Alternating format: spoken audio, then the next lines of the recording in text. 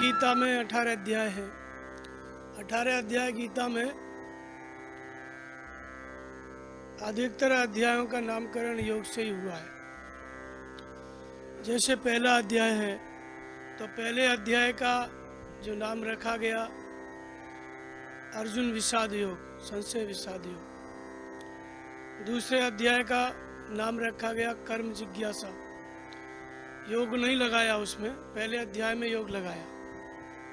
ऐसे ही तीसरे अध्याय का जब नाम रखा गया तो उसमें भी योग नहीं लगाया। चौथे अध्याय का जब नाम रखा गया तो यज्ञ का नाम दिया गया, यज्ञ कर्म स्पष्टीकरण।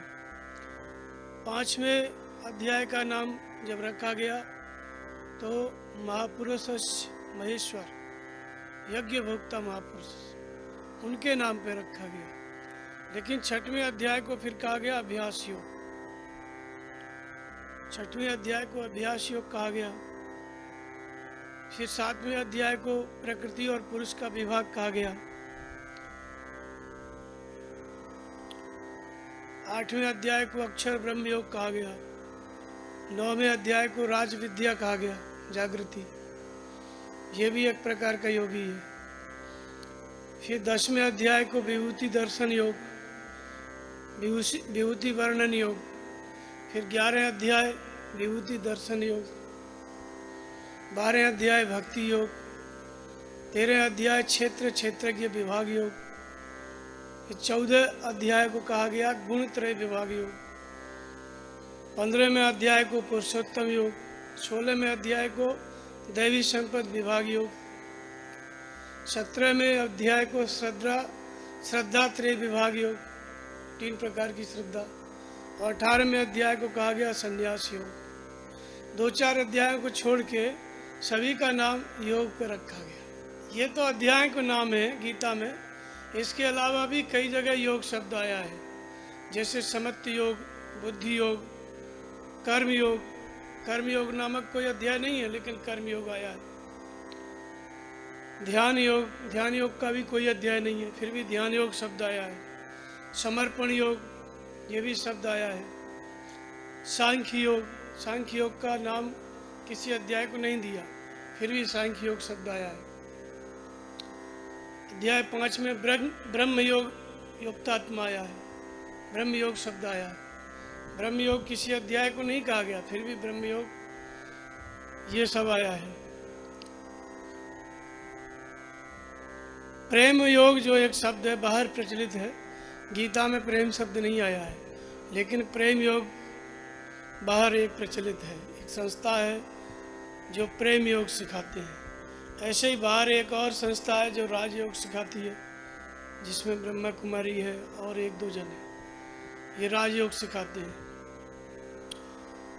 ऐसे ही एक संस्था है जो हठ योग सिखाती है, हठ योग, चक्र भेदन योग, ये सब सिखाती है। महर्षि योगानंद की एक संस्था है, वो सिखाती है क्रिया योग।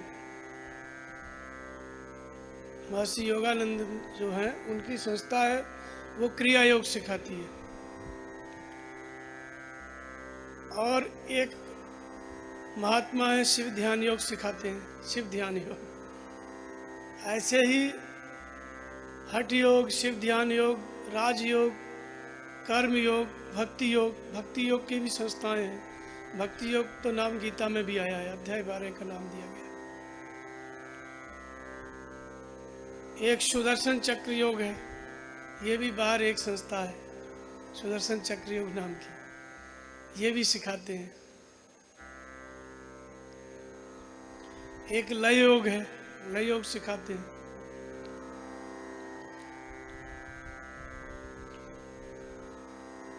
तो ये बहुत से नाम हैं, और भी नाम हैं, अभी याद नहीं आ रहे हैं, और भी 2-4 नाम निकल सकते हैं, लेकिन 15-20 नाम हमने बताया आपको, जिसमें 10-12-15 नाम केवल गीता में है योग के नाम पर। करीब 11 अध्यायों का नामकरण योग के नाम पे किया गया है, और 2-3 अध्यायों के अंदर नए नए योग के नाम के शब्द आए, जैसे ब्रह्म योग, ध्यान योग, बुद्धि योग, सांख्य योग, ये सब गीता में है।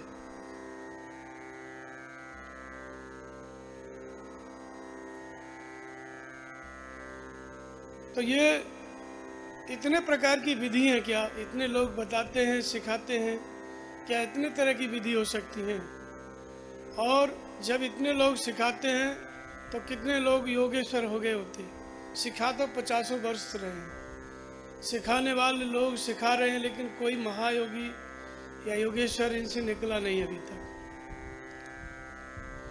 संत कबीर का है सूरत शब्द योग, कबीर पंथियों ने बनाया है सूरत शब्द योग, वो लोग अपना बनाते हैं।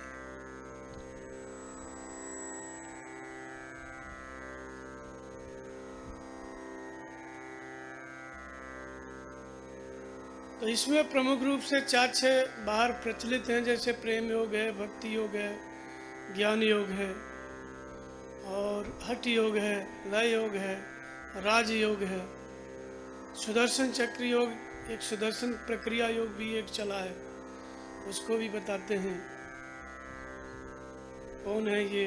बेंगलोर के महात्मा है, वो बताते हैं।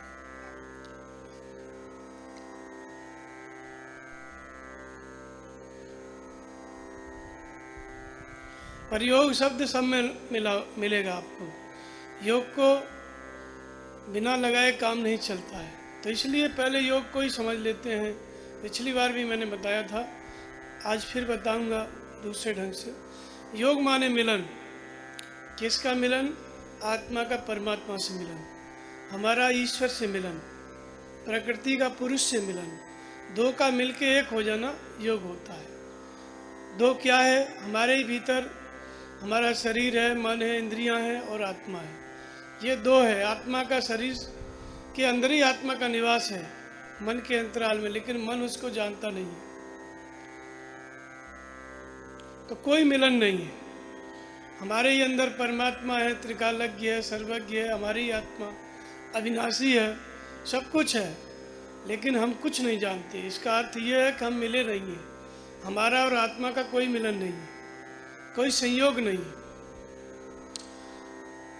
तो मिलन का, योग का अर्थ होता है कि जो सर्वज्ञ तत्व है, परमात्मा अविनाशी, जो इस शरीर के अंतराल में है, जो बाहर भी सर्वत्र फैला हुआ है, वो हमसे बात करने लगे, हमसे मिलके हमें अपनी तरफ चलाने लगे, हमारे भीतर जागृत होके हमें मार्गदर्शन देने लगे, हमें चलाने लगे, अपनी पहचान देने लगे, अर्थात हम उसको समझने लगे, हम उसकी बात को समझने लगे, हम उससे प्रतिदिन मिलने लगे।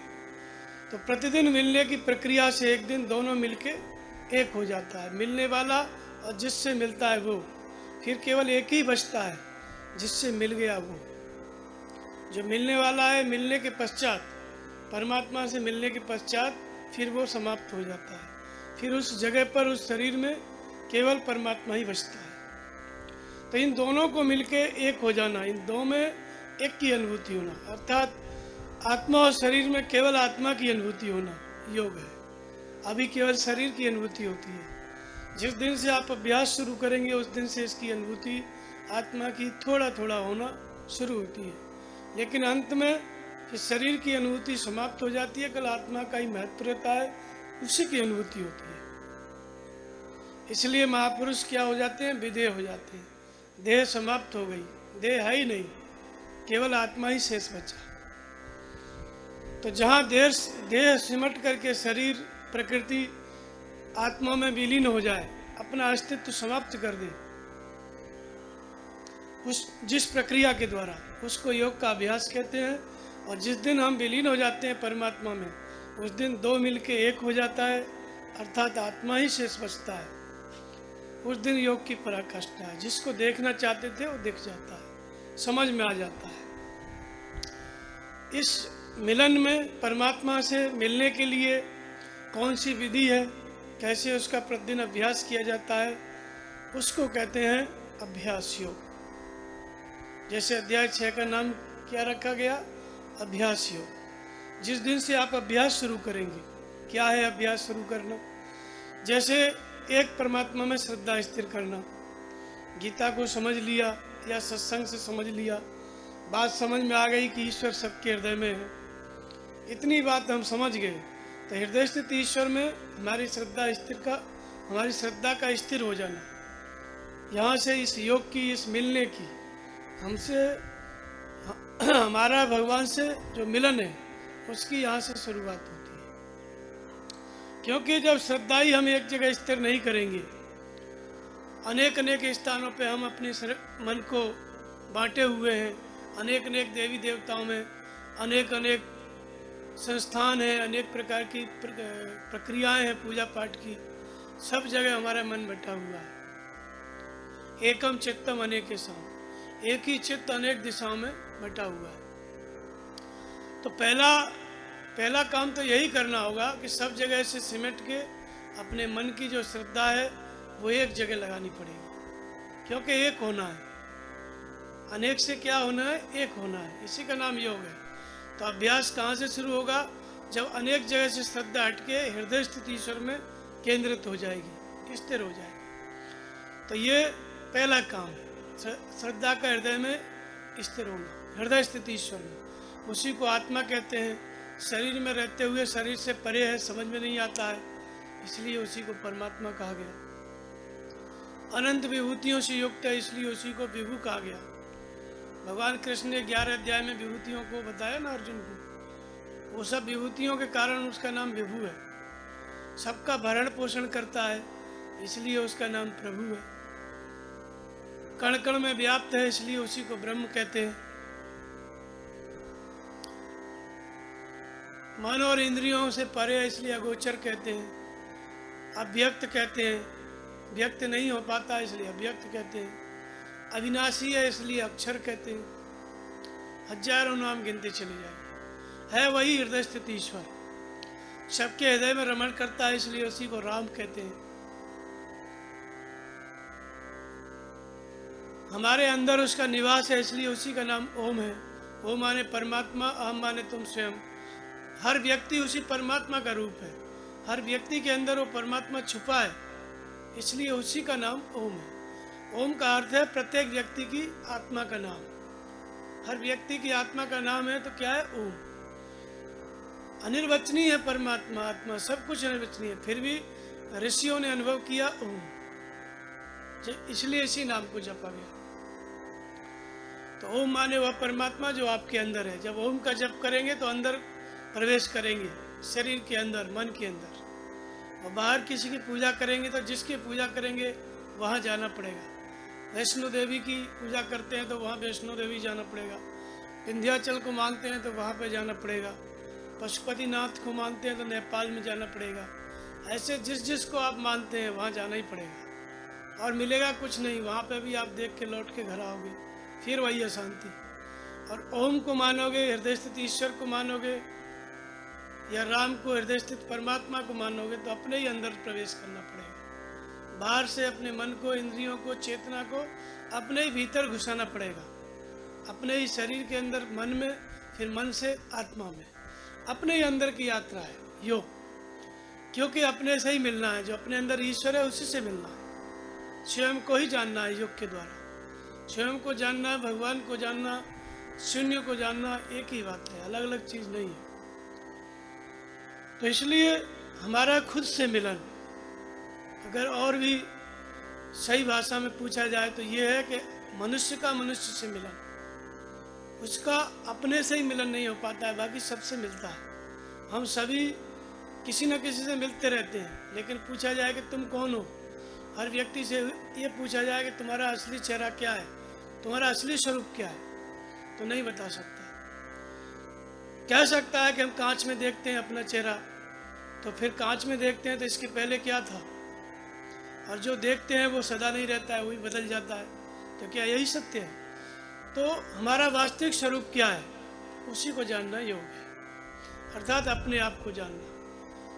भाषा को सरल करने के लिए, भाव पैदा करने के लिए परमात्मा से मिलना, आत्मा से मिलना, भगवान से मिलना, ऐसे ऐसे शब्दों की महापुरुषों ने रचना की ताकि लोगों का भाव बने। ऐसा कह देगा कोई तुमको अपने से ही मिलना है तो कोई सुनने नहीं आएगा।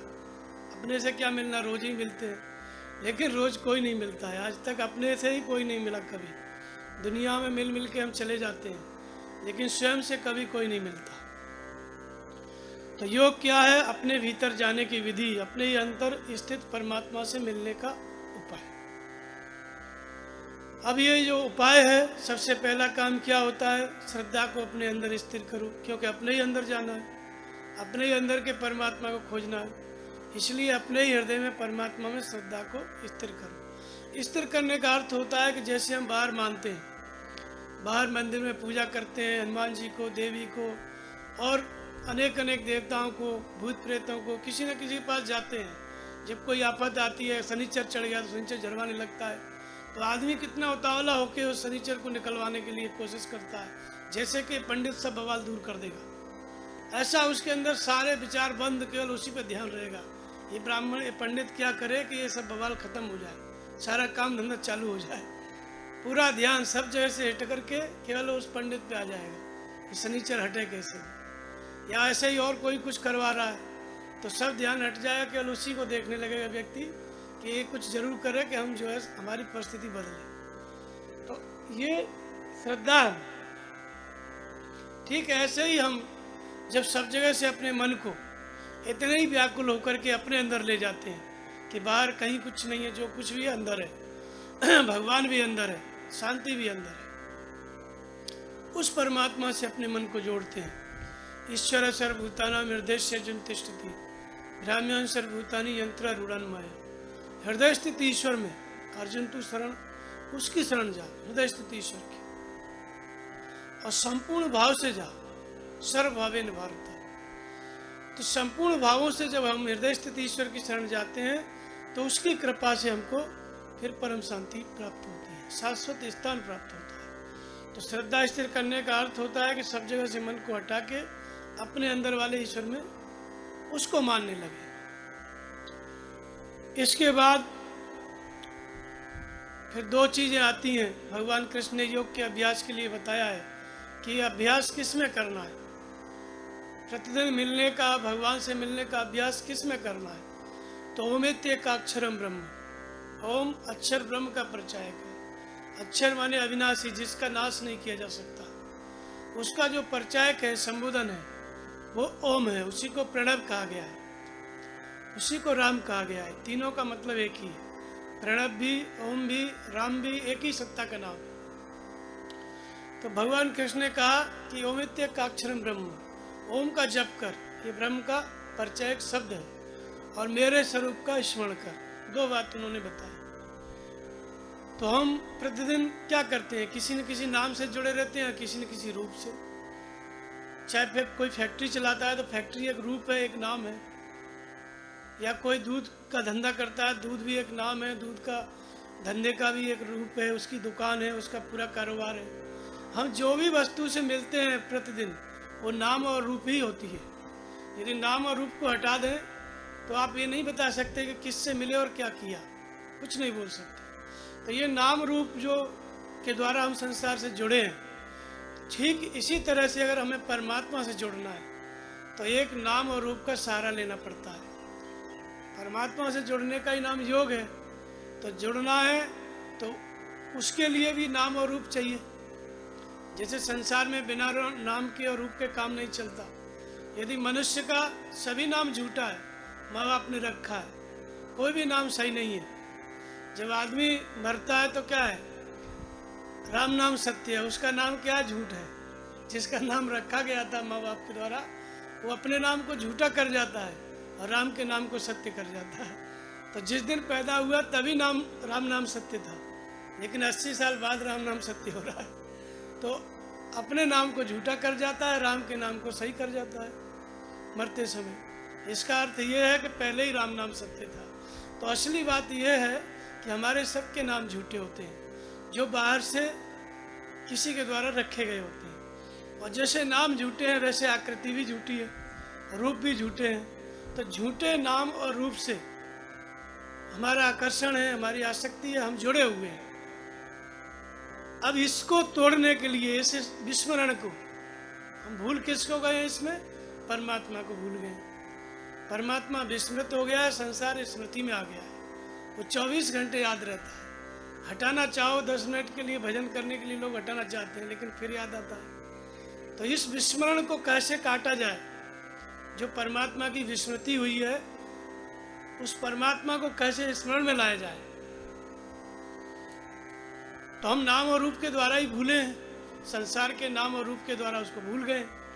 परमात्मा तो हृदय में है, कण कण में व्याप्त है, उसे छोड़ने का कोई उपाय नहीं है, हमारे शरीर मन में सब में है, लेकिन उसको भूल गए, उसकी विस्मृति हो गई, उसके स्मरण का नाम योग है। तो इस विस्मरण को कैसे काटा जाए, झूठे नाम और रूप के विस्मरण को कैसे काटा जाए? तो जो वास्तविक नाम और रूप है, ऋषियों ने जिसके द्वारा इस विस्मरण को तोड़ा, समाप्त किया, उसी नाम और रूप का सहारा हमको आपको लेना पड़ेगा। तो इसलिए भगवान कृष्ण ने नाम और रूप दो चीज बताई भगवान से जुड़ने के लिए। तो अमित्य काक्षरम ब्रह्म व्याहरन माम अनुस्मरण, मेरा स्मरण कर और ओम का जप कर। दो तरह से हम भगवान से जुड़ते हैं। तो जब नाम का जप हम करते हैं तो उसको वैखरी, मध्यमा, पश्चिंती और परा 4 तरह से किया जाता है। वैखरी से करने का अर्थ होता है जैसे ओम का जप हम करते हैं रोज 10 मिनट, 20 मिनट, आधा घंटा, तो जबान से जपो, जैसे सुनाई देता है। बात करते हैं किसी का नाम ले करके, जब बात करना होता है तो किसी का नाम लेके बात करते हैं, सामने खड़े होके मन में नहीं बतियाते किसी से, नाम लेके बोलना पड़ता है, तब वो हमारी बात सुनता है। तो हम उसी क्षेत्र में जी रहे हैं। इसलिए भगवान से भी जब हमें चलना है, उससे मिलना है, तो पहली शुरुआत नाम ले करके, बोल करके जपना पड़ेगा। तो आधा घंटा, 15 मिनट, जितनी देर आप बैठते हैं, बोल करके नाम जपें। जैसे ओम ओम, तो बोल करके आप नाम जप रहे हैं, तो ओम माने वो परमात्मा जो आपके अंदर है, तो आप उसके नाम से बाहरी रूप से जुड़ गए। जैसे किसी व्यक्ति से बाहर आप बात कर रहे हैं, भीतर वो क्या सोच रहा है आप नहीं जान सकते। मुंह के सामने आया, बोल के चला गया, पीछे से विश्वासघात कर दिया, तो लोग कहते हैं ना, पता नहीं क्या बोलता था, क्या करता था, झूठा है। तो ऐसे ही हमको बाहर पहले मिलना पड़ेगा, भगवान के नाम से जोड़ना पड़ेगा। तो ओम का जप। और दूसरा तरीका क्या है, भगवान का रूप। भगवान कृष्ण कहते हैं मेरा स्मरण। तो उनका स्मरण कैसे करें, उनको हमने देखा नहीं, लोगों ने उनकी मूर्तियां बनाई। तो मूर्ति किसने बनाई? मनुष्य ने बनाई। मूर्ति में जो आकार दिया पत्थर में, वो किसने दिया? आदमी ने दिया। तो मूर्ति तो आदमी की है, भगवान की नहीं है। आदमी की मूर्ति आदमी ने बनाई। अब उसमें हम लोगों की श्रद्धा होती है तो उन्हीं को मान लेते हैं भगवान। लेकिन आज तक पूजा बहुत हुई, लोग जुड़े भी हैं करोड़ों की संख्या में, लेकिन मिला किसी को नहीं। जबकि योग का परिणाम है अनंत सुख और परमात्मा का प्रत्यक्ष दर्शन, परमात्मा से मिलके एक हो जाना। और यहाँ पे रोज पूजा करते हैं, कभी मिलके एक नहीं हुए। रोज मिलते हैं भगवान से, रोज पूजा होती है, लेकिन हुआ कुछ नहीं। तो भगवान कृष्ण कहते हैं कि मेरे स्वरूप का स्मरण। तो उनके स्वरूप के स्मरण का क्या अर्थ है? उनके स्वरूप का स्मरण का अर्थ है कि जो इस समय भगवान कृष्ण की स्थिति में, जैसे उन्होंने ही बताया कि अर्जुन अनेक जन्म नामंते ज्ञानवान में प्रपद्यते वासुदेव शर्मिति स महात्मा सो दुर्लभ। जो अनेक जन्मों में प्राप्ति वाला ज्ञानी है, जिसने ईश्वर को देख लिया है, जान लिया है, जो परमात्मा को जान के परमात्मा में ही स्थित है, 24 घंटे उसी में रमण करता है, उसी में जीता है, हर समय उसी के निर्देशन में रहता है, ऐसा जो योगी है वो इस धरती पे, ऐसा मनुष्य शरीरधारी महापुरुष मेरा स्वरूप है। मुझे हटा दो, उसे बैठा दो, काम चल जाएगा, कोई अंतर नहीं। तो हमें कृष्ण को भजना है या कृष्ण के स्वरूप का ध्यान करना है। जैसे उन्होंने कहा मेरे स्वरूप का ध्यान करो, तो सदगुरु के स्वरूप का ध्यान करना है, जो इस समय योगी हो चुका है और सामने हम उसको आंखों से भी देख सकते हैं। जो योग इन्हीं परमात्मा से जुड़ चुका है, उसमें मिल चुका है और हमको देखने के लिए भी सुलभ है। ऐसा जो महापुरुष है वो इस समय कृष्ण है, इस समय राम है, बुद्ध है, महावीर है। ऐसे महापुरुष का दर्शन हमको पहले करना है, पहचानना है। तो दर्शन करना, पहचानना, ये कैसे संभव होगा? इसलिए पहले नाम का जप बताया। पहले क्या बताया? श्रद्धा हृदय में स्थिर करो, फिर ओम का जप करो, जबान से बोल करके। 2-3 महीने के अंतराल में कृष्ण भगवान किस स्वरूप में है इस दुनिया में, कहाँ पर रहते हैं, आप उनसे जाके मिल जाओगे अपने आप इस नाम जप के प्रभाव से। क्योंकि देखिए रूप नाम अधीना, ये जो रूप है परमात्मा का, ऐसा देखने में आता है कि नाम के अधीन है। तो नाम जपने आप लगेंगे तो परमात्मा किस रूप में कहाँ पर है, वो सदगुरु परमात्मा के रूप में या परमात्मा सदगुरु के रूप में कहाँ पर है, वो अपने आप आपको मिल जाएगा। तब उसका स्मरण। और ये दो बात भगवान कृष्ण ने बताई, औमित्य काक्षणम ब्रह्म अव्याहरण महामनस्मरण, मेरा स्मरण। और इसके पहले उन्होंने बताया कि ये स्मरण करना कैसे, तो सर्वद्वाराण संयम्य मनो हृदय निरुद्देश्य, संपूर्ण दरवाजों का संयम करो। दरवाजे कितने हैं? 9 द्वार हैं इस शरीर में। कितने द्वार हैं? 9 द्वार हैं। 2 आंखें हैं, 2 कान हैं, 2 नाक छिद्र हैं, मुख है, उत्सर्जन और प्रजनन, ये 9 द्वार हैं। इन्हीं 9 द्वारों से हम संसार से जुड़े हैं। तो यहाँ पहले भगवान ने कहा कि ओम का जप कर और मेरा स्मरण कर, लेकिन इसके पहले के श्लोक में उन्होंने कहा कि इंद्रिय संयम, सर्वद्वाराण संयम। जितनी देर तक आप बैठो, आधा घंटा, 1 घंटा, ऐसा नहीं है कि सदा सदा के लिए एक ही दिन में संयमित हो जाएंगे, ऐसा नहीं है। 1 घंटे के लिए आप सभी दरवाजों का संयम करो। संयम कहाँ करें? दरवाजे क्या है, किसी न किसी को देख रहे हैं ना, आंखें किसी को देख रही है, कान किसी को सुन रहे हैं, हाथ किसी को छू रहे हैं, मुख किसी को खा रहा है, भोजन कर रहा है, नाक किसी को सूंघ रही है। तो ये किसी न किसी से जुड़े हैं हम इन दरवाजों के द्वारा। तो 1 घंटे के लिए डिस्कनेक्ट हो जाओ जिससे आप जुड़े हैं, और इन सभी दरवाजों को कहाँ संयमित करना है? परमात्मा में। जिससे जुड़े हैं उसका नाम भी है, रूप भी है, किसी नाम से या किसी रूप से जुड़े हैं। तो फिर जुड़ना, भगवान से जुड़ना है तो कहाँ जुड़ना पड़ेगा? वही ओमित्य काक्षरम ब्रह्म, ओम से जुड़ो और उनके सदगुरु के स्वरूप से जुड़ो। तो इन सबको, सभी दरवाजों को कहाँ समेटना है? जब आप नाम जपेंगे आधा घंटे, तभी अपने आप सब उसकी तरफ चले जाएंगे। जो आँख, जो कान बाहर संबंध बना रहा था, ठीक वैसे ही जब नाम का शब्द आप जपेंगे तो इस आँख से, कान से, मन से सबका संबंध जो है नाम के जप से जुड़ जाएगा। या फिर गुरु महाराज का रूप देखना है तो श्री गुरुपद रज नखमणगण ज्योति सुमृत दिव्य दृष्टि होती। गुरु महाराज का रूप देखना है तो पूरा स्वरूप देखते देखते चरणों में अपनी सूरत को, दृष्टि को टिका दो। जब आप चरणों को ही देख रहे हैं और कुछ नहीं देख रहे हैं तो सर्वद्वाराण संयम में हो चुका। 10 मिनट में 1 मिनट भी आपको चरण दिखाई दिए गुरु महाराज के, तो जो कहते हैं ना कि सर्वद्वाराण संयम में मनो हृदय निरुद्देश्य, ये मन हृदय में रुका, चरणों को देखने में लगा, सभी इंद्रियां रुकी, तभी तो चरण देखने में आए। तो इसलिए ऐसा मत सोचना कि ये इंद्रियां कैसे संयमित होंगी, ये मन कैसे रुकेगा। ये कोई ऐसा काम नहीं है जिसको आपको बाहर ले जाके कहीं करना पड़े। ये सबके लिए वहीं घर पे अभ्यास करो, नाम का जप और स्वरूप का ध्यान। तो जुड़ना किससे है? परमात्मा से। परमात्मा से जुड़ने के लिए किससे जुड़ना है? कर्म से। कौन सा काम करना है? नाम का जप। किसके साथ? इंद्रिय संयम के साथ। तो जब नाम का जप आप करने लगेंगे तो इंद्रियां संयमित होकर के मन में, और मन कहाँ हो गया? ओम के जप में। जबान से जपे, फिर कंठ से जपे, फिर श्वास को देखे। कब मन जो है ओम से जुड़ जाता है परमात्मा से? जब श्वास को देखता है। श्वास अंदर गई, बाहर आई, जब इसको देखने में लग गया तो मन किससे जुड़ गया? श्वास से। और फिर जब नाम सुनने लगा तो मन किससे जुड़ गया? परमात्मा के नाम से, अर्थात परमात्मा से जुड़ गया। ऐसा रोज करना, ये योग का अभ्यास करना है। ऐसे ही स्वरूप से कैसे जुड़ता है?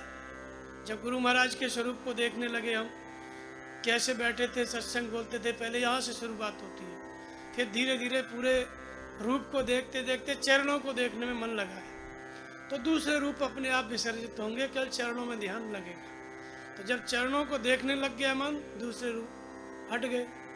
सर्वद्वाराण संयम, ये सब इंद्रियां रुक गई। किसमें? मन में। और मन किस में रुक गया? रूप को देखने में या नाम को सुनने में, श्वास में। इसी को कहते हैं योग का अभ्यास।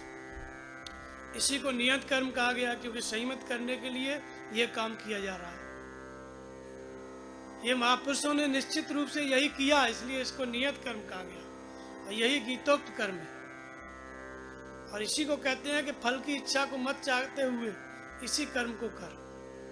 तो ये करना है, इसको इसलिए अभ्यास योग कहा गया। अब यही अभ्यास करते करते इसमें क्या क्या करना पड़ता है?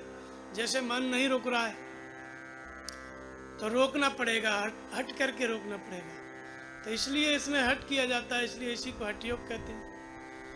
समर्पण करना पड़ता है, इसलिए इसी को क्या कहते हैं? समर्पण योग कहते हैं। और इसी को भक्ति योग कहते हैं। भक्ति माने मिलन, किससे? परमात्मा से मिलन। ये परमात्मा से मिलन कराता है, परमात्मा से मिलके ये अभ्यास किया जाता है, इसलिए इसी को भक्ति योग कहते हैं। इसी को ज्ञान योग कहते हैं। पहले समर्पण के साथ साधक नहीं लग पाता है, पहले नाम जप कैसे करना है, ध्यान कैसे करना है, सब समझ गया, लेकिन करता अपने मन से है। भगवान संकेत दे रहे हैं कि भजन में बैठ जाओ, बात समझ में नहीं आती, और भजन में बैठना ही है तो अपने मन से बैठ जाता है। तो इसलिए बौद्धिक स्तर से अपनी समझ के साथ इस अभ्यास को करना ज्ञान योग है।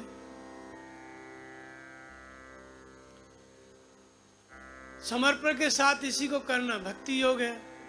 कर्म इसमें किया जाता है, नाम जप किया जाता है, ध्यान किया जाता है, इंद्रिय संयम किया जाता है, इसलिए इसी को कर्म योग कहते हैं। अब बौद्धिक स्तर से इसमें कामना ना आने पाए, ऐसा विचार मन में रखा जाता है, इसलिए इसी को बुद्धि योग भी कहते हैं। और परमात्मा से यह समझ तो दिलाता है, उससे परमात्मा से मिलकर के हम परमात्मा जैसे हो जाते हैं, उसके बराबर हो जाते हैं, इसलिए इसी को समत्व योग कहते हैं। और इसी योग का अभ्यास करते करते रिद्धियों सिद्धियों का संचार होता है, एक समय आता है, इसलिए इसको राजयोग कहते हैं, योगों का राजा। राजयोग का अर्थ होता है जो निश्चित ही प्राप्ति कराए। तो अभ्यास करते करते एक समय आता है कि इसमें रिद्धियों सिद्धियों का संचार होता है साधक में, जो इच्छा करता है वही काम होने लगता है, इसलिए यही योग जो है राजयोग कहा जाता है, न कि राजयोग नाम का कोई अलग संस्था। ये तो सब भ्रांतियां हैं, ये नाम अलग अलग लिख करके लोग जो अलग अलग छोड़ दिए ना संस्था बना के, और ये केवल भ्रांति है। राजयोग का अर्थ होता है जो रिद्धियों सिद्धियों का संचार जहाँ होता है, तब इसी योग के अभ्यास को राजयोग कहा जाता है। क्रिया योग जो योगानंद के लोग सिखाते हैं, क्रिया योग इसी को कहते हैं, क्योंकि इसमें क्रिया करनी पड़ती है। कौन सी क्रिया करनी पड़ती है? तो योग दर्शन में कहते हैं कि तब स्वाध्याय ईश्वर प्राणधान क्रिया योग। कौन सी क्रिया करनी पड़ती है आपको? जैसे नाम जपने के लिए हमने कहा नाम जप रहे हैं, तो क्या क्रिया करनी पड़ेगी? नाम जपेंगे, दूसरे विचारों को नहीं आने देना। नाम जपना है, दूसरे विचारों को नहीं आने देना है, इसलिए तप करना है। तप माने जो लक्ष्य है केवल उसी को सुनो, उसी को देखो, दूसरी बात न सुनना है न देखना है। तो मन से तो इंद्रियों को लक्ष्य के अनुरूप लगाना, बार बार भागेंगे फिर लगाना, इसलिए तप करना पड़ता है। स्वाध्याय करना पड़ता है, स्वयं का अध्ययन, क्योंकि आप नाम जप रहे हैं, ध्यान कर रहे हैं, भगवान से जुड़ रहे हैं, लेकिन दिन भर में फिर कोई आके बात करने लग गया या कहीं और बहका ले गया मन, तब फिर दूसरे से जुड़ गए, दूसरे की बुराई करने लग गए। तो इसलिए स्वाध्याय, अपना अध्ययन करो, हमने कितना नाम जप किया, कितना ध्यान किया, कितना सही विचार उठे, कितना गलत उठे। तो स्वाध्याय करना पड़ता है, ये प्रक्रिया करनी पड़ती है, इसलिए क्रिया योग, इसी का नाम क्रिया योग है, न कि कोई अलग क्रिया कि जो नेति धोती और ये सब कपालभाति कराने लगो। इससे किसी परमात्मा से नहीं जुड़ोगे, लेकिन स्वाध्याय करोगे तो अपनी आत्मा से, अपने हृदय स्थित ईश्वर से जुड़ोगे। नाम जपोगे, तप करोगे तो अपने अंतःकरण में मन को एकाग्र करने की क्षमता आएगी। ईश्वर प्राणधान, ईश्वर के प्रति समर्पण, ये भी क्रिया है। जैसे मन नहीं लग रहा है, बहुत व्याकुल हो गया साधक, तो कहते हैं कि प्रार्थना करो भगवान से।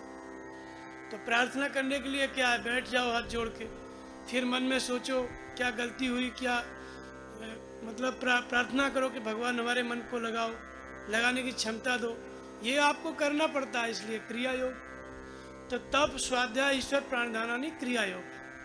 तो क्रिया योग कोई अलग से काम नहीं है कि बाहर कुछ करने लग जाओ और लोगों को योग सिखाने लग जाओ, जैसे कि अभी सिखाते हैं, योग की क्रिया सिखा देते हैं कि ऐसे आसन सिखा दो, या पेट को फूलना, पिचकाना, नाक को बंद करना, ये क्रिया योग में सब सिखाते हैं, लेकिन ये नहीं है। क्रिया योग का मतलब है पतंजलि के अनुसार तप स्वाध्याय ईश्वर प्राणधान क्रिया योग, 3 काम करना है। तप करना है, मन से इंद्रियों को लक्ष्य में लगाना नाम रूप में, जब भागते हैं तो फिर लगाना। स्वयं का अध्ययन करना और ईश्वर के प्रति रोज समर्पित होना, रोज भगवान से, गुरु महाराज से प्रार्थना करना, कोई गलती हो तो क्षमा करना, प्रतिदिन का काम है। इसलिए क्रिया योग, नाम जपोगे, ध्यान करोगे, लेकिन यह भी करना पड़ेगा आपको, इसलिए इसी का नाम क्या है? क्रिया योग। सूरत शब्द योग, संत कबीर कहते हैं सूरत शब्द योग। उन्होंने कई स्थान पर प्रयोग किया है। शब्द से प्रीत करे सो पावे। भगवान को कौन पाता है? जो शब्द से प्रेम करता है वो पाता है। ये शब्द क्या है? चिड़िया बोल रही है, शब्द है। गाड़ी की आवाज़ आ रही है, शब्द है। कूलर की आवाज़ आ रही है, शब्द है। ये सब दुनिया शब्द है, ये शब्द नहीं। शब्द शब्द सब कोई कहे वो तो शब्द विदे, और जिब्बिया पे आवे नहीं निरख परख के ले। शब्द बिना श्रुति आंधरी, कहो कहाँ लो जाए, द्वार न पावे शब्द का, फिर भटका खाए। ये शब्द नहीं, भगवान संत कबीर कहते हैं वो तो शब्द विदे। जिस शब्द से हमें प्रेम करना है, जिस शब्द से हमें अपनी सूरत को जोड़ना है, वो शब्द क्या है? वो शब्द विदे है। जब आप देह से ऊपर उठ जाओगे, जब नाम जपते जपते ध्यान करते करते देह का भान नहीं रहेगा, समाधि लग जाएगी, देहाध्यास से ऊपर उठने की क्षमता आ जाएगी, तब वो शब्द प्रकट होता है। तो सूरत जब उस शब्द से जुड़ने लगती है, वहाँ से सूरत शब्द योग इसी अभ्यास के क्रम में आगे चल के, ये अलग से कोई शब्द नहीं है। शब्द माने परमात्मा का बोलना, आत्मा की जागृति। इसको खोल दे। आत्मा की जागृति, जैसे बाहर हम बातचीत करते हैं तो शब्द से ही बातचीत करते हैं ना, ऐसे ही भगवान को भी जब बोलना होता है तो वो अभी हमको शब्द से ही बातचीत करता है, लेकिन उसका शब्द केवल निरीक्षण करने में आता है, परखने में आता है, जीभ पे नहीं आता है। वो शब्द क्या है? अनुभव की जागृति, आत्मा की जागृति। जिस स्तर पर हम हैं, घर में हैं चाहे वन में, हमारा नाम जब इतना अच्छा हो, गुरु महाराज का ध्यान इतना करें कि भगवान हमको मार्गदर्शन देने लगे, पढ़ाने लगे, समझाने लगे, भगवान की बात को हम समझने लगे। तो जिस दिन से हमारी सूरत ईश्वरीय निर्देशन को, ईश्वरीय आदेश को, ईश्वरीय वाणी को, हमारा मन, हमारी सूरत पकड़ लेती है, समझ लेती है, भगवान की बात को समझ के और फिर इस अभ्यास में हम लगते हैं, उस दिन से यही अभ्यास योग सूरत शब्द योग कहलाता है। जैसे सुग्रीव और भगवान राम की वार्ता हुई, सुग्रीव से भगवान राम ने कहा कि सखा सोच त्यागो बल मोरे, सब विध घटक काज में तोरे। सोच विचार करना छोड़ दो, मैं विचार करूंगा, तुझे दूंगा, तेरे विचार में दूंगा, मैं बताऊंगा, आदेश दूंगा, उसका तू पालन कर। तो सूरत शब्द योग का अर्थ होता है भगवान आदेश दे, हमको उनकी बात समझ में आए, उनका शब्द समझ में आए, और हमारी सूरत यानी मन से ही आप देखोगे उस शब्द को, जो भगवान शब्द बताएंगे ध्यान में, जब मन एकाग्र होगा तब वो शब्द मिलेगा। वो आंखों से तो मिलता नहीं है, कानों से सुनाई नहीं देता है। जब चित्त शांत होता है तब वो शब्द मिलता है, और इसलिए मन उस शब्द से जुड़ता है। आंख और कान से नहीं जुड़ते, मन से जुड़ते हैं। सूरत जुड़ती है शब्द से। तो सूरत जब समझने लगी शब्द को, अनुभव को, अर्थात राम को, भगवान के मार्गदर्शन को, तो उसी को कहा गया है सूरत शब्द योग। जिस दिन से भगवान की बात हम समझने लगे, उसी दिन से यही योग सूरत शब्द योग। जैसे सुग्रीव से भगवान ने कहा कि सब विचार करना बंद कर, मैं जो बोलता हूँ उसका, मैं बताता हूँ, मैं जो बोलता हूँ उसको पकड़, उसको समझ, और सब प्रकार से तुम्हारा काम हो जाएगा। तो सूरत का शब्द पकड़ के चलना। क्या कर कबीर सुनो भाई साधु, शब्द डोर गए उतरे पार। शब्द की डोरी को पकड़ के फिर पार हुआ जाता है संसार सागर से, संत कबीर के अनुसार। रामचरितमानस में उसी शब्द को राम कहा गया है, अनुभव कहा गया है, राम का अवतार कहा गया है। दृष्टा दृश्य संयोग महर्षि पतंजलि कहते हैं उसी शब्द को, और उसी को वेद कहते हैं, अविदित तत्व का विदित होना, अर्थात ईश्वरीय निर्देश, भगवान का बोलना। तो भगवान की बात जिस दिन साधक पकड़ने लगता है, उसी दिन से यही योग सूरत शब्द योग कहलाता है। फिर जब भगवान ही बताने लगते हैं और साधक समझने लगता है, तो कामनाओं का त्याग होने लगता है उसी दिन से। तो सूरत शब्द योग के बाद फिर यही योग निष्काम कर्म योग कहलाता है, क्योंकि कामनाओं का त्याग हम अपने मन से नहीं कर सकते। हम कहते हैं कामनाएं नहीं आए, तो क्या कामनाएं हमारा पीछा छोड़ती हैं? हम सत्संग में बताते हैं, स्वामी जी बताते हैं कामना मत करो, तो क्या कामना हमारा मन छोड़ती है, हमारा पीछा छोड़ती है? नहीं छोड़ती। ये तो जब भगवान प्रेरणा करके कामनाओं को छुड़ाने लगते हैं तब कामनाएं छूटती हैं। तो जब सूरत शब्द योग होने लगा तब कामनाओं का त्याग होने लगता है। इसलिए यही योग फिर निष्काम कर्म की श्रेणी में चला जाता है। इसी स्तर में आकर के समर्पण हो जाता है साधक का। किसके प्रति? भगवान के प्रति। भगवान की बात समझ में आ रही है तो समर्पण हो रहा है। जैसे बाली मारा गया, सुग्रीव का राज्य आ गया। बाली जीवित था तो सुग्रीव भागता रहता था, सातों द्वीपों में चक्कर मार के आ जाता था, 1 मिनट के लिए नहीं रुकता था। उसको डर बना रहता था कब बाली आ जाए। तो इसलिए समर्पण होने के पहले साधक नाम जपता है, ध्यान करता है, लेकिन भयभीत रहता है कब मन हट जाए, दूसरे विचारों में चला जाए, कोई पता नहीं है। उसकी कोई गारंटी नहीं है कि 1 घंटा बैठे हैं तो 1 घंटा मन लग जाएगा।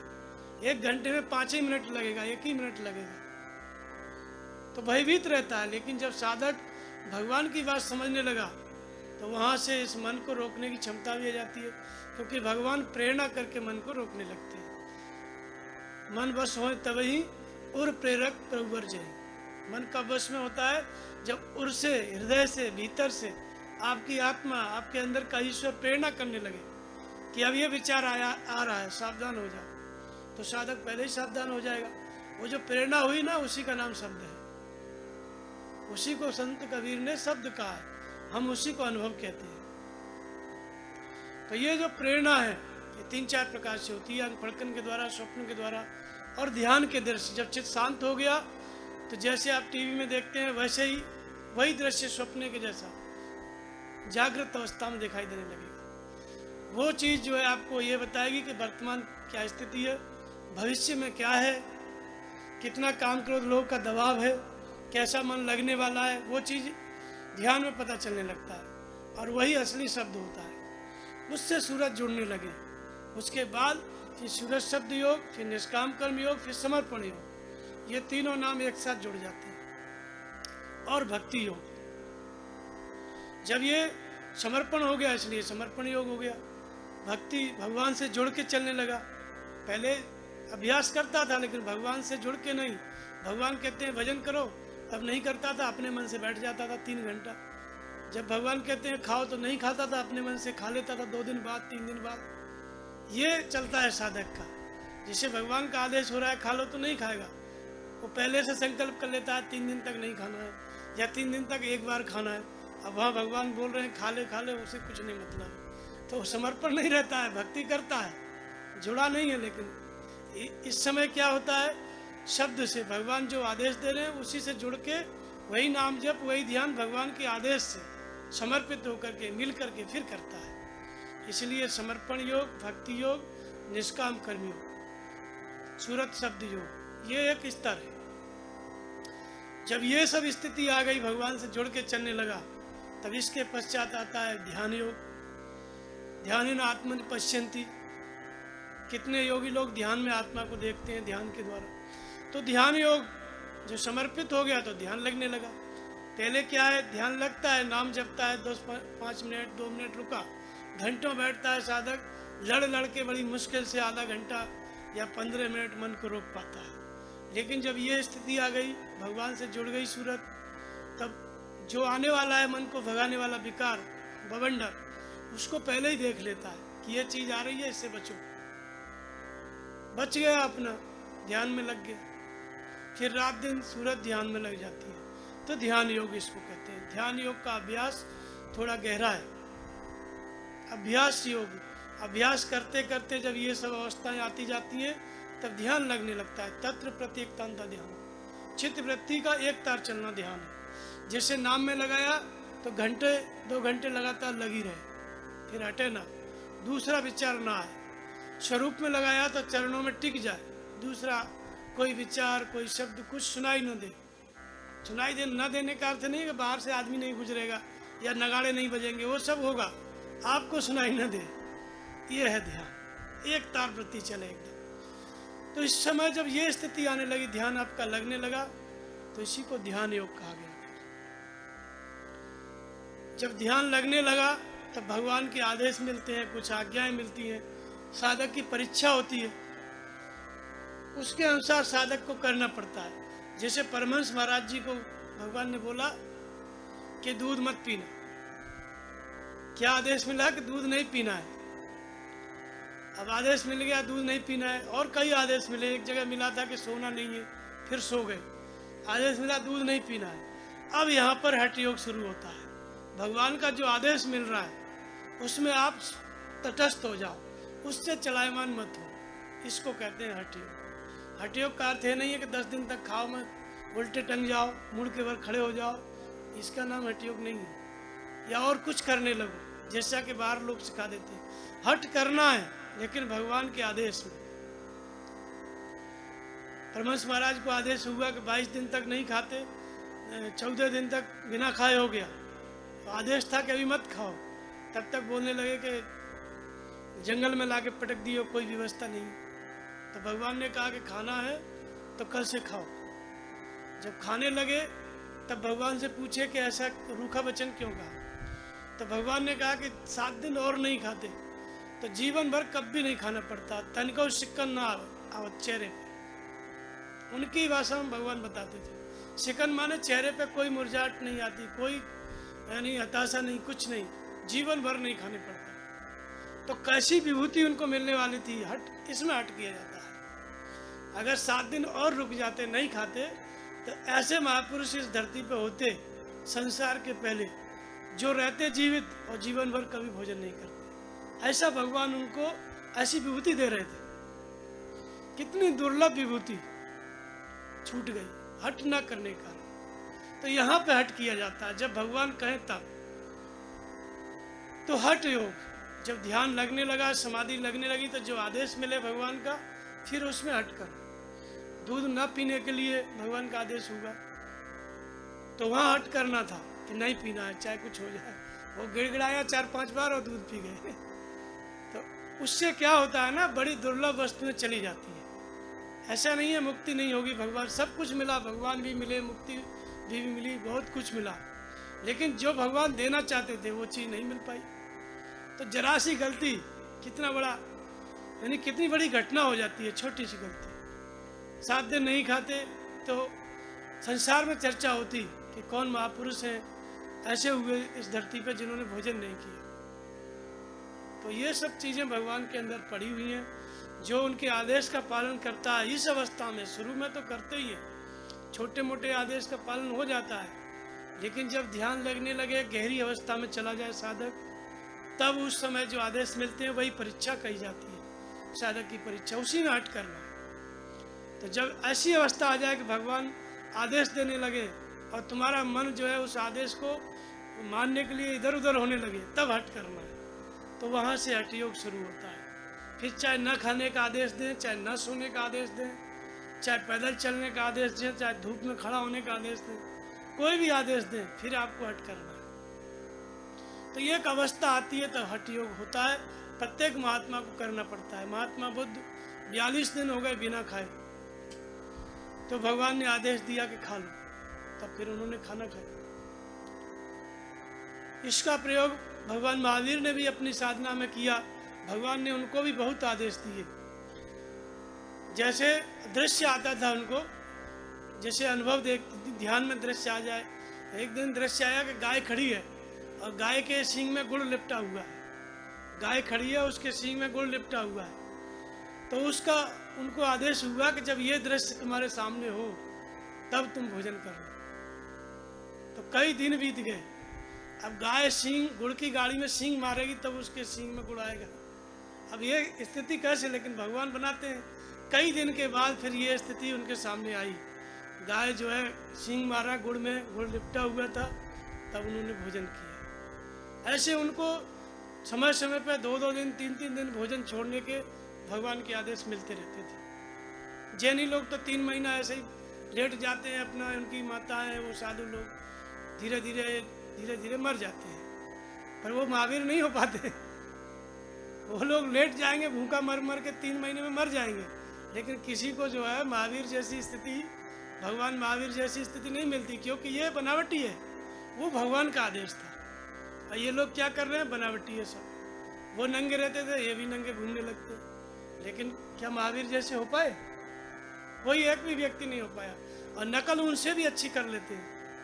वो 10 दिन नहीं खाते तो यहाँ 3-3 महीने नहीं खाते, लेकिन कोई घटना नहीं घटती। मर जाओ अपना, ऐसा कोई भगवान किसी उसका नाम थोड़ी है नाड़ी का कि कुछ भी आप करने लगो, धरना धरने लगो अन्ना हजारे की तरह और पूरी मांग हो जाए, ऐसा नहीं होता है। वहाँ आपको उनके आदेश के अनुसार चलना है, अपने मन से आपको हट नहीं करना है, भगवान के आदेश से चलना है। तो यहाँ पे फिर नकल होने लगती है। उसी संप्रदाय के लोग, जिस गुरु ने जो साधना की भगवान के आदेश से, पीछे वाले लोग फिर उसकी नकल करने लगते हैं। उनको लगता है कि हमको भी लोग ऐसे ही माने कदाचित ऐसा करने से, लेकिन वैसा होता नहीं है। वो एक बाजार खड़ा हो जाता है।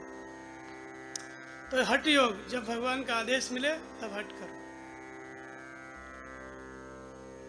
चक्र भेदन योग, 7 चक्र हैं, 7 भूमिकाएं हैं। शुभ इच्छा, सुविचारना, तन्मानसा, सत्वापक्ष, असंग शक्ति, पदार्थ भावना और तुर्य का 7 भूमिकाएं हैं। 7 चक्र हैं शरीर मन के अंतराल में, शरीर में नहीं है, तब गलत हो जाएगा फिर शरीर में। ये 7 भूमिकाएं 7 चक्र कहलाती हैं। ये 7 भूमिकाएं क्या है, उल्टी हैं। शुभ इच्छा की स्थान पर हमारे अंदर क्या है, अशुभ की इच्छा हो रही है, संसार की इच्छा हो रही है। शुभ विचार होना चाहिए भगवान की तरफ चलने का, तो अशुभ विचार आ रहा है। तन में मन को एकाग्र होना चाहिए, तो जैसा मन चाहता है वैसा ही शरीर चलता है। तन मानसा, मन शरीर के अंदर इकट्ठा हो जाए। सत्वापक्षी, सत्य के पक्ष में होना चाहिए, तो हम असत्य के पक्ष में। असंग शक्ति, संग रहते हुए भी, संसार के अंदर रहते हुए भी संसार से निर्लेप लेने की क्षमता। लेकिन हम किसी न किसी के संग में रहते हैं, बिना कोई आदमी साथ में ना रहे तो घूमने भी लोग नहीं जाते, बात करने के लिए एक आदमी चाहिए। संग की इतनी आदत पड़ गई है। असंग शक्ति ये भूमिका है। ये 7 जो नीचे की तरफ प्रवाह है, ये 7 चक्र हैं। संसार चक्र में घुमाने वाले ये 7 चक्र हैं जो नीचे की तरफ प्रवाहित हैं। इनको ऊपर की तरफ करना है। शुभ इच्छा की जाए, अशुभ इच्छा की जाए, शुभ इच्छा हो जाए, शुभ विचार हो जाए, मन में एकाग्रता आ जाए, शरीर रुकने लगे, स्थिर होने लगे, असंग शक्ति आ जाए। अब पदार्थ का अभाव, अभी क्या है, आत्मा का अभाव है। पदार्थ तो चारों तरफ है, हम 24 घंटे बिना पदार्थ के रह ही नहीं पाते। पदार्थ माने खाने पीने का सामान, भोग्य वस्तु, जो इंद्रियों के उपयोग में आने वाली वस्तु है, उसका नाम पदार्थ है। पूरा संसार तो बिना पदार्थ के हम नहीं रह सकते। लेकिन ये कौन सी भूमिका है, पदार्थ का अभाव, जहां आपको बिना पदार्थ के रहना पड़ेगा। फिर तुर्य का, जहां मन के ऊपर बस मन के ऊपर असवार हो जाता है साधक, मन को अपने बस में रखने की क्षमता। तो ये 7 भूमिकाएं हैं। जब ये 7 भूमिकाएं इस हमारे अंदर घट जाए, शुभ इच्छा, सुविचारना, मन एकाग्र हो जाए, हमारे बस में हो जाए, तो तब इसको कहते हैं चक्र भेदन योग। 7 चक्रों को साधक पार करके समाधिस्थ हो गया। जब ये घटना घट जाए तब चक्र भेदन योग। अब बाहर क्या है, लोग शरीर में चक्र बताते हैं 7, और फिर बोलते हैं कोई शक्ति है, कुंडलनी शक्ति यहाँ से चलती है, नीचे से ऊपर आ जाती है। रोज अभ्यास कराते हैं, किसी को भगवान नहीं मिलता। लेकिन जिस संस्था में ये कराया जाता है, रोज लोग करते हैं, लाखों हजारों की संख्या में, लेकिन इसका परिणाम क्या है, ईश्वर की प्राप्ति। और वहाँ क्या है, पूरा उपाय करके, साधन करके फिर वही संसार की प्राप्ति होती है। जहाँ से आए वहीं रोज चले जाएंगे, कोई भगवान नहीं मिलता। अभ्यास भी करेंगे, फिर वही झगड़ा घर जाके। तो ये सब कुरीतियाँ फैल गई हैं, योग के नाम पर पाखंड फैल गया है। चक्र भेदन का अर्थ होता है 7 भूमिकाओं के ऊपर आप उठ जाएं, समाधि में चले जाएं, यानी ध्यान के आगे की अवस्था। जब समाधि लगने लगी तो 7 चक्रों का भेदन हो जाता है। तो इसको कहते हैं षट चक्र भेदन योग, चक्र भेदन योग। जब सृष्टि चक्र को आपने तोड़ दिया, अब परमात्मा के चक्र में घूमने लगे, सुदर्शन चक्र योग फिर इसको कहते हैं। जब भगवान के हाथ का साधक यंत्र बन जाता है। सुदर्शन चक्र क्या था, भगवान की उंगली का, भगवान के हाथ का यंत्र था। तो पूरा जब साधक भगवान के हाथ का यंत्र बन जाता है, मम भरोसे हर्षण दीना, तब जाकर के सुदर्शन चक्र योग। फिर उस साधक के सामने सृष्टि में कोई भय नहीं है। फिर काम क्रोध राग द्वेष को काटने की क्षमता कैसे होती है? चक्र जाता था और जिसकी तरफ भेजते थे उसकी गर्दन काट देता था। तो ऐसे ही जब साधक समाधिस्थ हो जाता है, भगवान के हाथ का यंत्र बन जाता है, तो सृष्टि में कोई भी वस्तु उसका सामना नहीं कर सकती, कोई भी विकार उसके सामने टिक नहीं सकता, कोई भी वासना उसको प्रभावित नहीं कर सकती। तुरंत काटता है, तुरंत कट जाता है। काटता है ये भी बात सही नहीं है, भगवान के आदेश के अनुसार चल रहा है, इसलिए देख के ही सब चीजें रिटर्न हो जाती हैं। तो इसको सुदर्शन चक्र योग भी कहते हैं, इसी को चक्र भेदन योग भी कहते हैं, इसी को फिर संन्यास योग भी कहते हैं। जब संपूर्ण कर्मों का त्याग हो गया, भगवान की प्राप्ति हो गई। शुभ कर्म क्या था? जो भगवान की प्राप्ति के लिए कर रहे थे, नाम जप और ध्यान। अशुभ क्या था? जो संसार की ओर ले जाता था। तो अशुभ जब काट दिया गया, तो भगवान जब प्राप्त हो गए, जिससे मिलना था उससे मिल गया, तो नाम जपने की भी आवश्यकता नहीं है, फिर योग का अभ्यास नहीं करना है। तो यहाँ पर संन्यास योग, सर्वस्व का न्यास, सर्वस्व का त्याग। अब कर्म तो होते हैं, लेकिन कर्ता वहाँ पर नहीं है, भगवान की प्रेरणा से होता है जो कुछ भी होता है। तो इसको संन्यास योग कहा गया। इसी को ब्रह्म योग कहा गया, परम ब्रह्म परमात्मा से मिलन की आत्मा वाला वह साधक जो परम ब्रह्म परमात्मा से जिसका मिलन हो गया है, ऐसी स्थिति में पहुंच गया, तो उसी को ब्रह्म योग कहते हैं। ऐसे और भी नाम हो सकते हैं जो संसार में प्रचलित हैं। मैंने आपको 2-4 के बारे में बताया, और प्रचलित तो और भी हो सकते हैं, लेकिन वो सब नाम शास्त्र के हैं और काम दूसरा कुछ हो रहा है। विधि अनेक प्रकार की लोग खोज लिए, अनेक प्रकार की विधि बुद्धि जो विधि है वो अविवेकियों की देन है, भगवान की देन नहीं है, शास्त्र की देन नहीं है। अविवेकियों ने अपने मन से अलग अलग प्रकार की विधाएं खोज ली, और उससे कोई कहीं नहीं पहुंचे कभी भी। कराते रोज हैं, लेकिन पहुंचता कहीं नहीं है कोई। अभ्यास रोज होता है, लेकिन आज तक कोई कहीं पहुंचा नहीं। क्रिया योग वालों में जाके देख लो, ब्रह्मा कुमारी में जाके देख लो, कोई किसी से नहीं मिल पाया। और रोज मेडिटेशन है, रोज योग है, लेकिन मिला कोई कभी ईश्वर से नहीं। और जो मिले उनकी स्थिति है, जो भी भगवान से मिलेगा वो बुद्ध की तरह हो जाएगा, भगवान कृष्ण की तरह हो जाएगा, कबीर की तरह हो जाएगा, गुरु नानक की तरह हो जाएगा, मीराबाई की तरह हो जाएगा, तुलसीदास, रैदास, ऐसा हो जाएगा। ये परिणाम है योग का। यदि वो योग का अभ्यास सही है, तो ऐसा कितने लोग ऐसे हुए बताओ? इस धरती पर कितने लोग ऐसे होते तो लोग समझते ना। तो योग का अभ्यास चल रहा है, लोग हठ योग करा रहे हैं, चक्र योग करा रहे हैं, राजयोग करा रहे हैं, लेकिन पहुंचता कोई कहीं नहीं। केवल झूठ का प्रचार, सत्य का नाम दे करके झूठ का प्रचार, योग का नाम दे करके भोग का प्रचार, उसकी आड़ में। इसलिए दम्भी ने निज मत कल्प कर प्रकट किए बहु पंथ। दम्भियों ने अपनी मत से, अपनी बुद्धि से कल्पना करके बहुत से पंथ प्रकट कर लिए। बहु पंथ जहाँ तहाँ पुराण झगड़ों से झगड़ा लगा दिया। तो ऐसे ही योग के नाम पर भी बहुत सारी विधियाँ जो कि सब की सब निराधार हैं। अब योग दिवस मनाया जाएगा 8-9 जून को या 6 जून को कभी, तो ये लोग फिर उसी कृत्रिम वृद्धि को, कपालभाति और ये जो भ्रमरी प्राणायाम, ये शरीर के आसन, इसी को बताने जा रहे हैं। तो फिर प्रश्न उठता है कि भारत के ऋषियों ने, राम है, कृष्ण है, सबसे पूर्व है, वशिष्ठ, नारद, 84,000 ऋषि अलग, बुद्ध और महावीर, इसी को खोजा, इसी से ये लोग सिद्ध हुए, भगवान से मिले, ये 84 आसन करके। और इसको आप रोज कर रहे हो, तो आप क्यों नहीं मिल जा रहे हो? फिर ये जो आसन है, रामदेव रोज कराते हैं हजारों लाखों लोगों को, ये सब क्यों नहीं मिल जाते हैं? बुद्ध हो जाते हैं, महावीर हो जाते हैं, आसन करके आएंगे घर पे, फिर घर वालों से झगड़ा करेंगे, किसी से नहीं मिल पाते। तो फिर ये गलत है।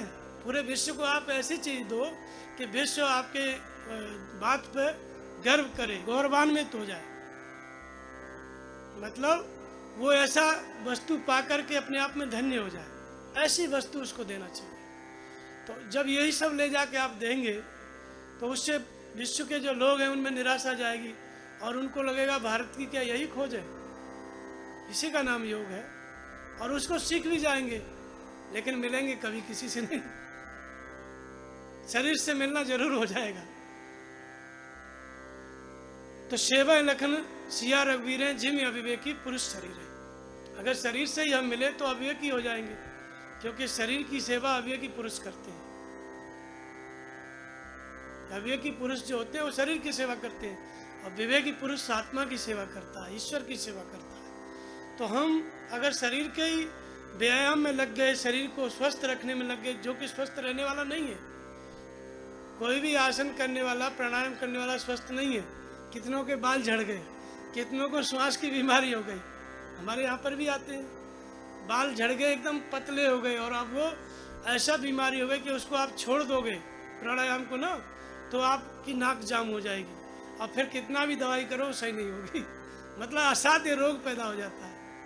और किया जा रहा था रोगों से छूटने के लिए, छूट गए होते अब तक लोग। ये अस्पतालों की क्या आवश्यकता थी अगर इससे लोग रोग मुक्त हो जाते तो। क्षणिक उपाय, जहाँ एलोपैथी अब इस समय आ गई, आयुर्वेदिक सब कुछ आ गया, वहाँ अब इन चीज़ों की कोई आवश्यकता नहीं। ये कब सार्थक थी? जब हजारों वर्ष पहले, जब कोई अस्पताल नहीं थे, चिकित्सा नहीं थी, तो महात्माओं को भजन करना था।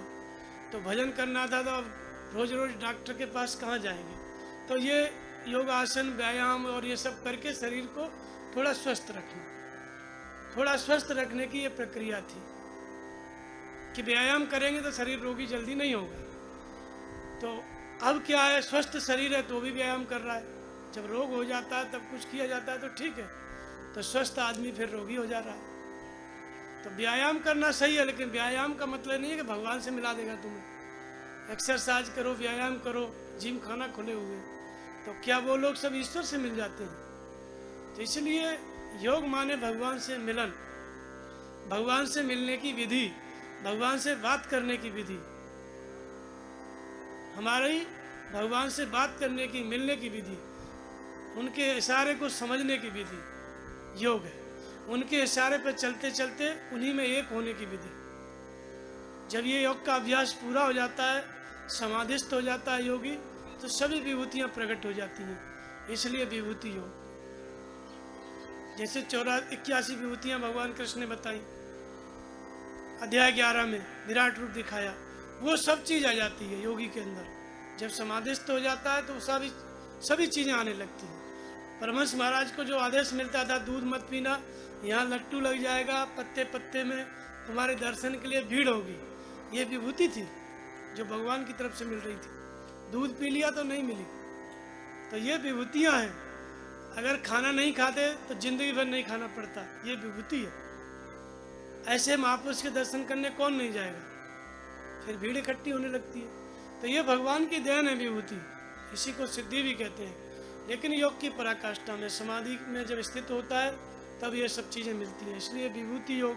समाधिस्थ हो गया साधक, तो समाधि योग।